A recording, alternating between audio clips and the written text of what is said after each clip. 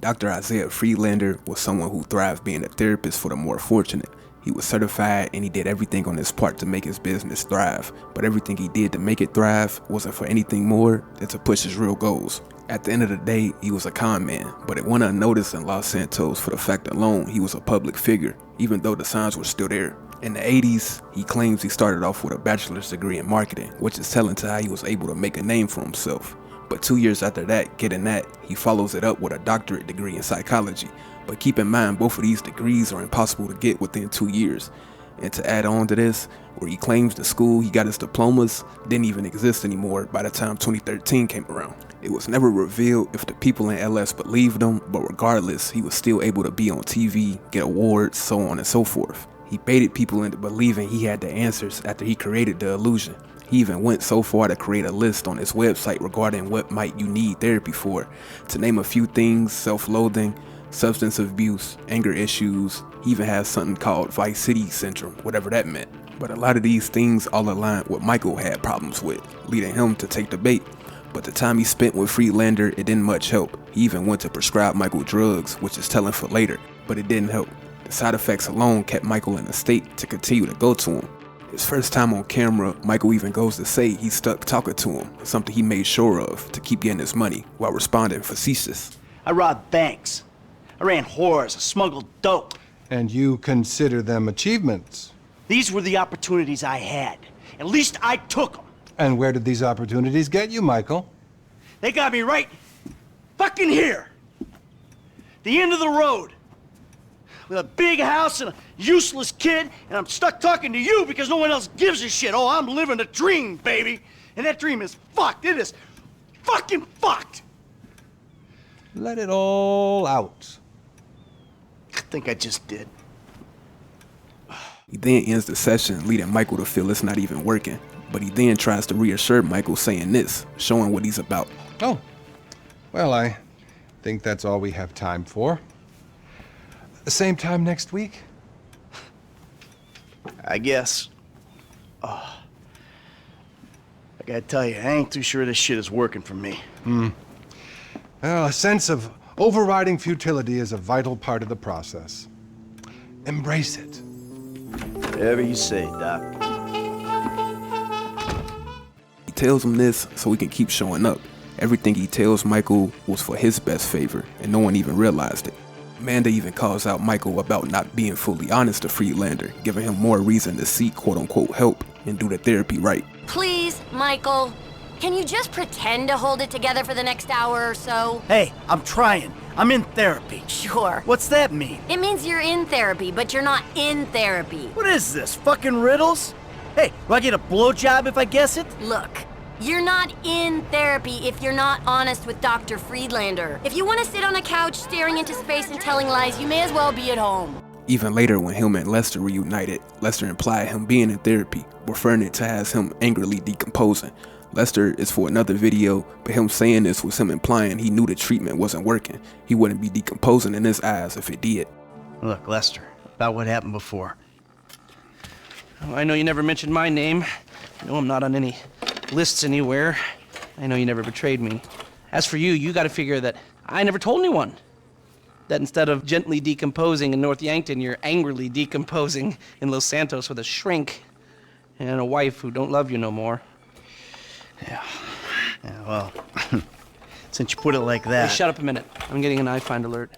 He was even open to let this be known while racing a triathlon demon. My shrink's office is right near here if you want to work through some of that shit. Yeah, because you're a walking advertisement for therapy! But the next time he visited him, as we know, things started to take a turn for the worse. Before he shows up, he gets a call from Friedlander, but the first thing he does is bring up the fact he wasn't expecting him at all, which was basically him saying, "Why are you calling?"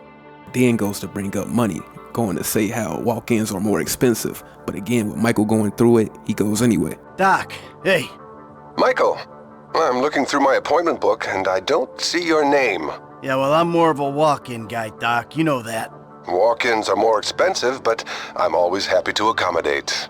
Sure, you'll accommodate me as long as I got money in my pocket, right? Hey, I'm in a bad way, Doc. I might come by soon.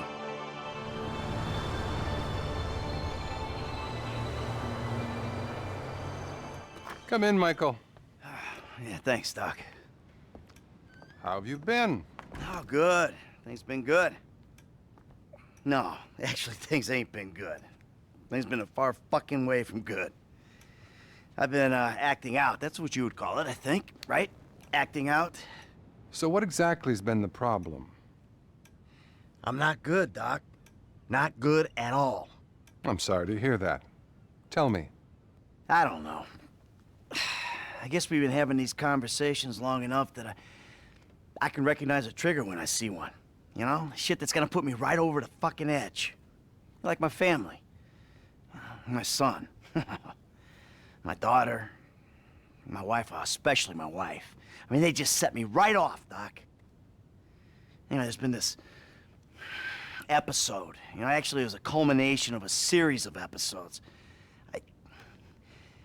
I pulled this Mexican's house right off the fucking hill. I mean, I think I'm back in it, Doc. I'm back into life.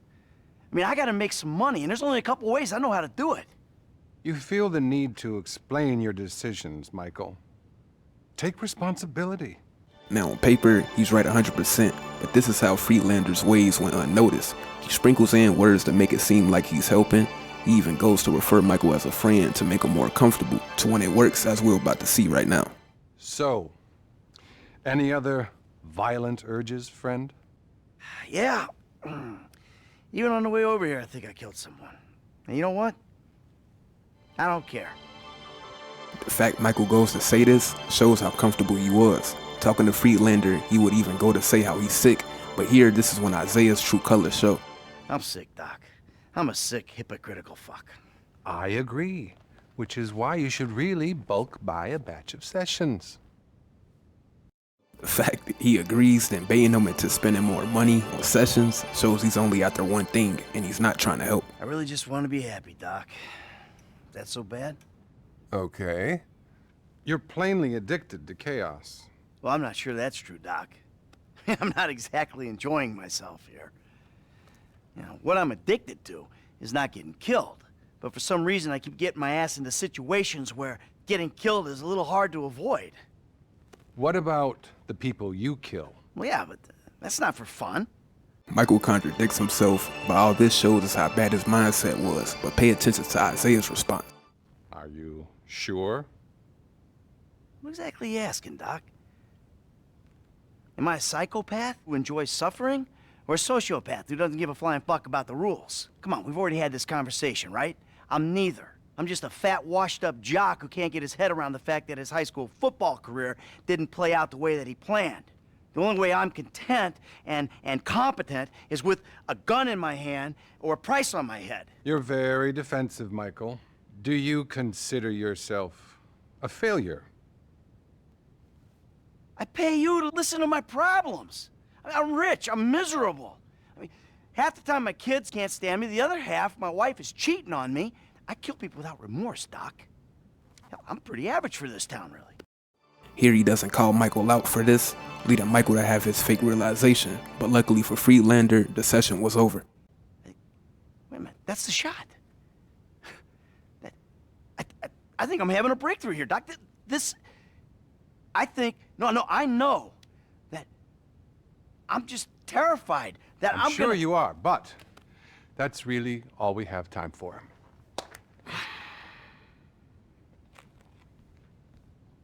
See you next time. Okay.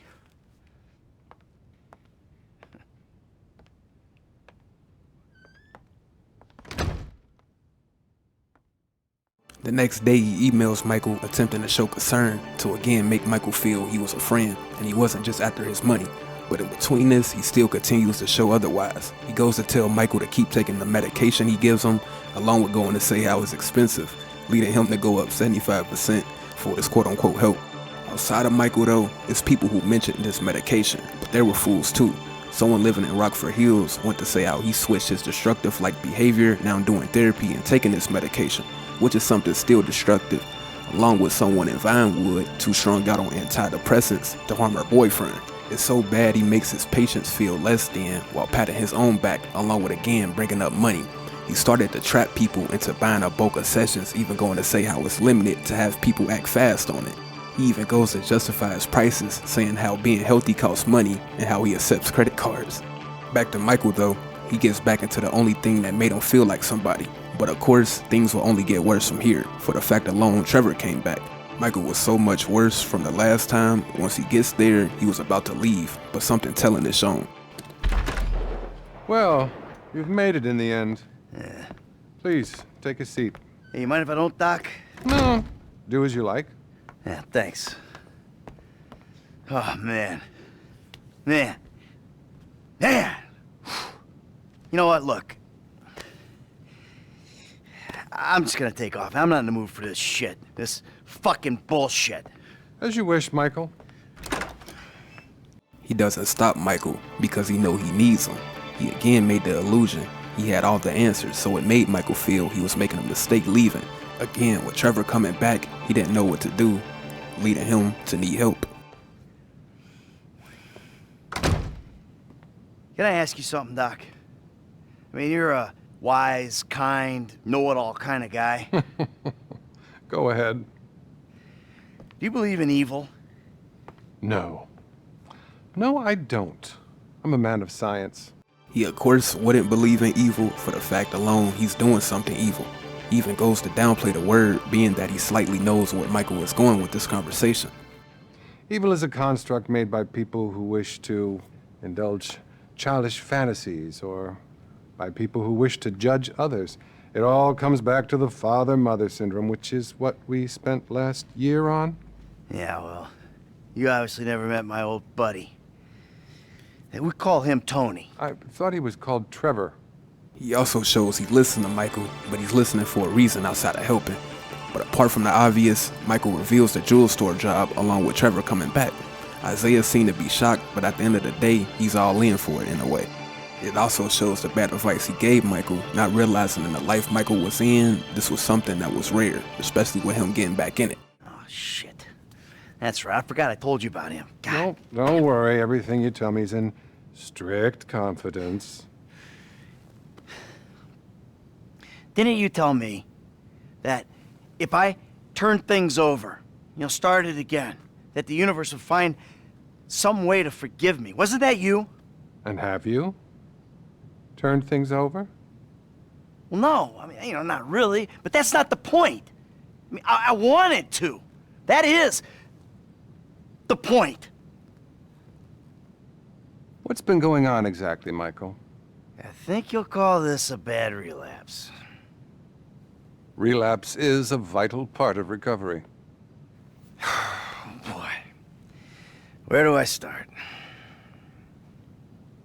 I went back into the business. That business. I gotta be honest with you, Doc. I mean, why am I paying you all this money if not to be honest, for once? It felt good. That government guy I told you about, he got wind of it. It's fine. Expected.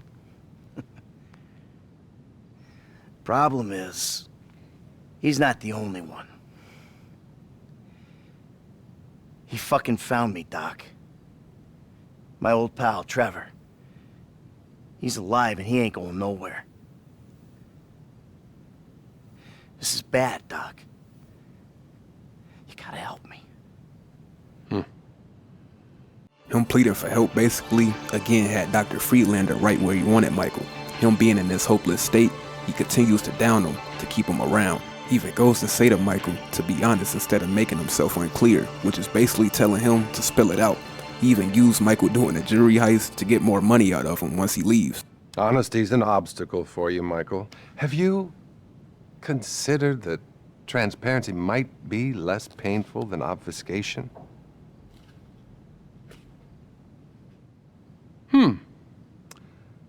Anything else you want to tell me? I ain't been a good boy, Doc. I mean, things just all of a sudden get up on top of me, right fucking on top. And then I lose my shit, and I hurt people, and then I feel bad about it. I'm a fucking prick. Remorse is good, but not as good as taking control before you act out. You listen to me, asshole. I never said I was perfect. If I could just get all these people off my back, Doc, I'd be doing a lot better. Fascinating. You may actually be a rare combination of a sociopath and a deluded psychopath. Either that or a more classic case of a weak pup who was weaned too soon by an angry mother. If that wasn't bad, he goes to end the session, leading him to give him advice, while still giving Michael that false hope, going to say how he's going to teach him how to be the person he wants to be. He had no input on the other things, which is telling for down the line. But again, Michael couldn't catch on, being that sadly, this was his only outlet to express himself. What the hell does that mean? It means that's about all we have time for. I really want you to work on yourself. Think about the person you'd like to be and really obsess about it. Next week, I'll tell you how to become that person. And remember, brother, we're all rowing together. Now, cross that ocean. Oh, by the way, your insurance ran out. Listen, I don't suppose you could pay cash from now on. If I'm hearing correctly, you've clearly got some. Yeah, okay. Close the door on your way out. And buddy, chin up, okay? He went from not getting into things fully to Isaiah to all out revealing everything. I wish you were always this honest, buddy. It's a vital part of recovery. He even mentioned him to Trevor, going to say how he's getting help, showing his delusion. Wow. Man, I'm glad to see you again. I mean, this is great. You're saying that, but I'm detecting, I don't know, tension. Yeah, no, that's not you. It's me. I hold it in my shoulders. Oh, really? You need a massage? No, thanks. I'm, the shoulders are a symptom of a bigger problem. I'm working on it with my therapist. Grown-up kids, grown-up marriage. It's hard. Oh, yeah, I bet. Friedlander later will go to social media hidden that he does down people. He even lets it be known he put it in 3 books, showing he's not really hiding it. Which is why the next time the two come in contact, he does it immediately. Hello, Dr. Isaiah Friedlander speaking. Hey, Doc, it's me. Michael, how are you? Not good, Doc. Not good at all. Well, we spent a lot of time over the years discussing how negative actions lead to negative thoughts as much as the reverse. Because of the compounding of your classical low self-esteem with your assorted sexual hang-ups, the desperate search for the easy answer in life, and your profound narcissism, reality will have a habit of handing you a repeated kicking.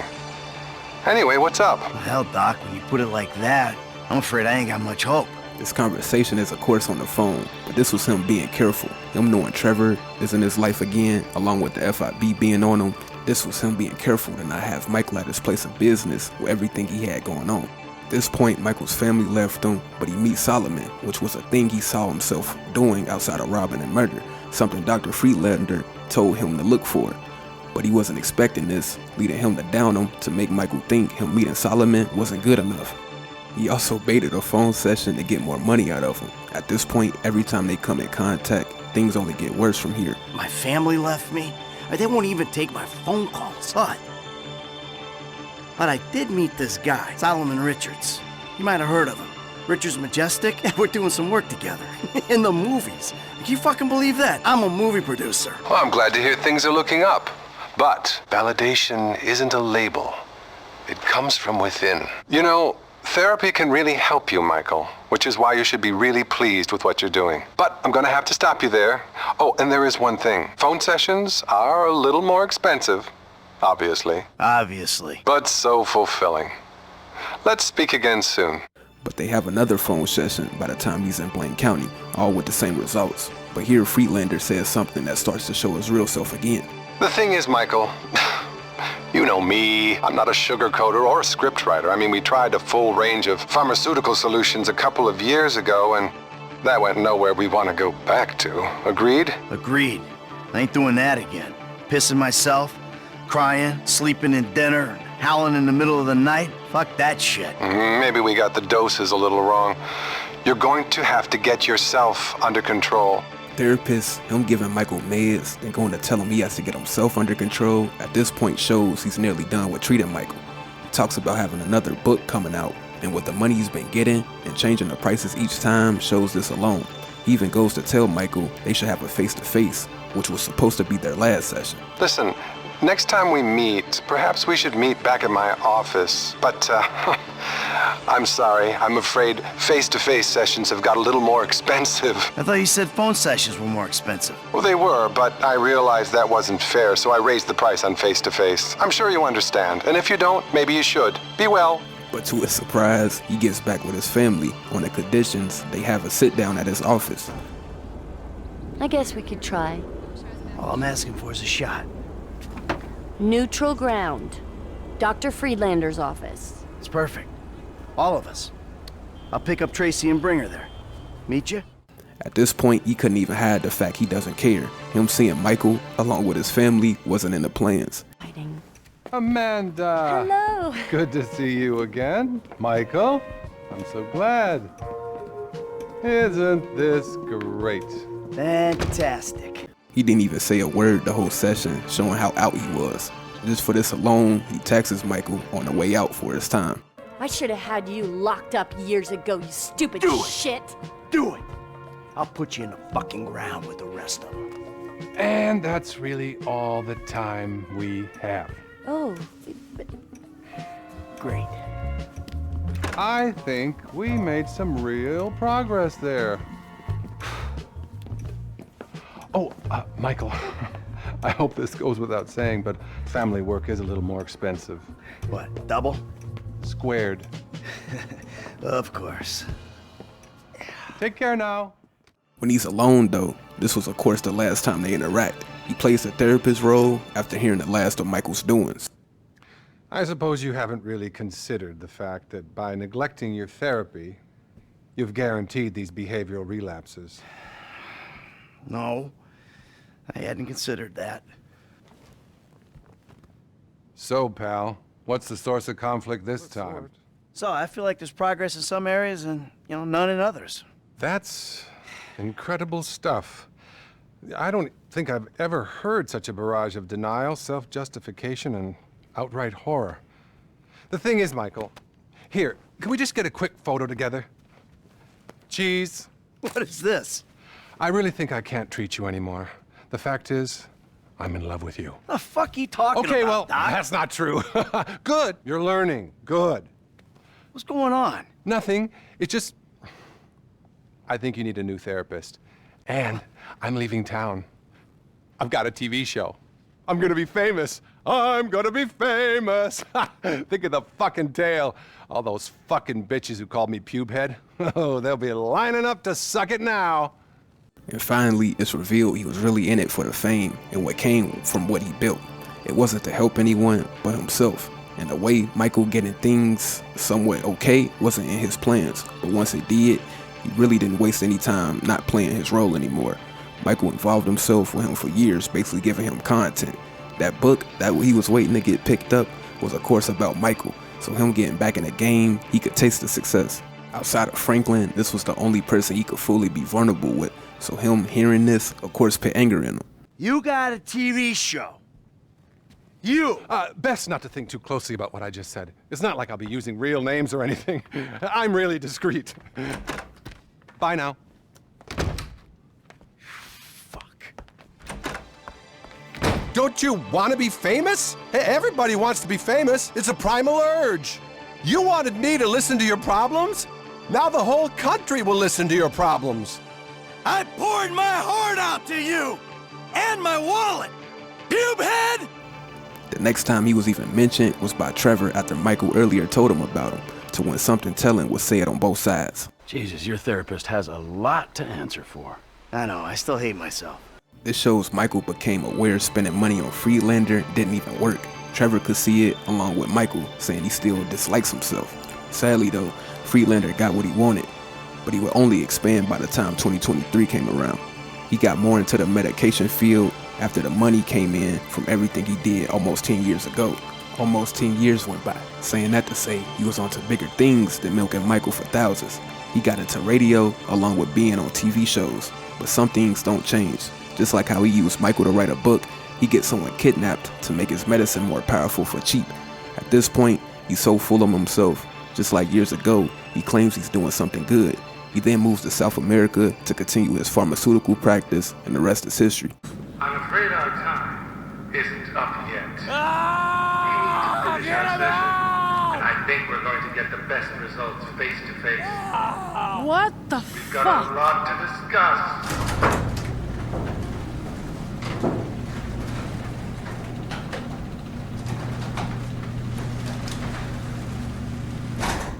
Who the hell are you? Oh, my apologies. My name is Dr. Isaiah Friedlander, PhD. I want us working together. Yeah? Well, what if I shit down your neck instead? Coprophagic ideation. Fascinating. I wish we had time to explore it, but I'm afraid I need to expand your mind in another direction. I'm sure you know me from my wildly successful TV special and radio show. But deep down, I'm not just a celebrity. I'm a healer. I see our society in terminal catastrophic psychological decline, and only I can help. Only I have the cure. Psychedelic-assisted therapy with a new drug 10 times more potent than psilocybin. That's why I founded the Freed Mind Pharmaceutical Corporation, to produce the only medicine that can heal a broken spirit. Oh, listen to him. He'll drive you crazy. With this drug, I can bring peace to all. I already have the precursor chemicals. 80% of the world's stockpile. All I need is your friend here. He's one of only 3 people in the world with a PhD in this precise field. Wait. Is this what this is all about? You want Lab Rat to crank out your shitty new drug on the cheap? I wanted him to be a pioneer, to help me build a temple of peace and sanity deep in the jungles of South America. But I'm afraid his mind is too far gone to be useful to me. Yes! Your other accomplice, on the other hand... Really? Look at me. Don't look at him. Come to South America. We'll be rich. Don't look at him. Degenerates. Do it, Lucha Chairs move. You're blind. What's wrong with you? Why can't you see? This was the chairs, the only way. All I can see is this is pointless. Your time is up. Lights. What the fuck? Where is he? Fictional or not, you would think that someone with a PhD is someone you can go to for help. But people's real intentions will show sooner or later. The times he gave Michael good advice, he said something to put him right back down, while knowing he will be back. And as years went by, instead of changing his ways to get where he was, he doubles down on his destruction, basically attempting to control the whole country, all for his own gain, and not to help. But it went all unnoticed due to his face being plastered everywhere, making him be able to get away with scamming Los Santos.